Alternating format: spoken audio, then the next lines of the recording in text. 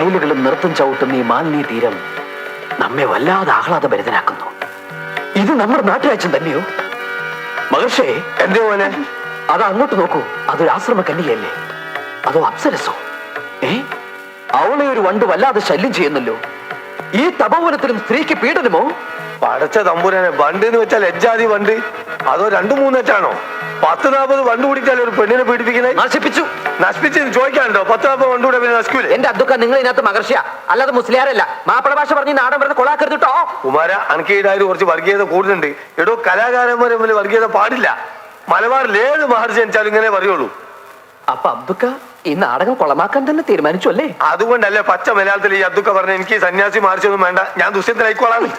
ആയിക്കോട്ടെ, കെട്ടിക്കോളൂ. പക്ഷെ നാടകത്തിന്റെ പേര് മാറ്റേണ്ടി വരും. എന്ത്? ദുഷ്യന്തന്റെ സുന്നത്ത് കല്യാണം എന്നാക്കേണ്ടി വരും.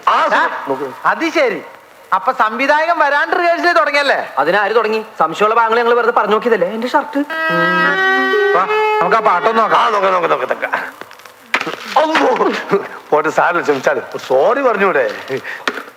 കുമാര, നിന്നെ അന്വേഷിച്ച് മോലാളി കടയിലേക്ക് പോയിട്ടുണ്ടോ? പാപ്പി, ഒരു മിനിറ്റ്, ഞാനിപ്പോ വരാം.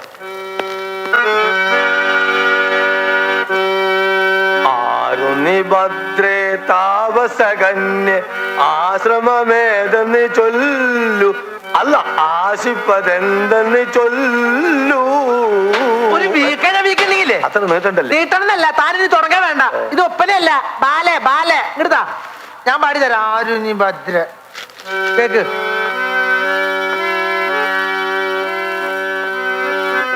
ആരുനി ഭദ്രേ താപസകന്യേ ആശ്രമമേതെന്നു ചൊല്ലു, നീ ആശിപ്പതെന്തെന്നു ചൊല്ലു.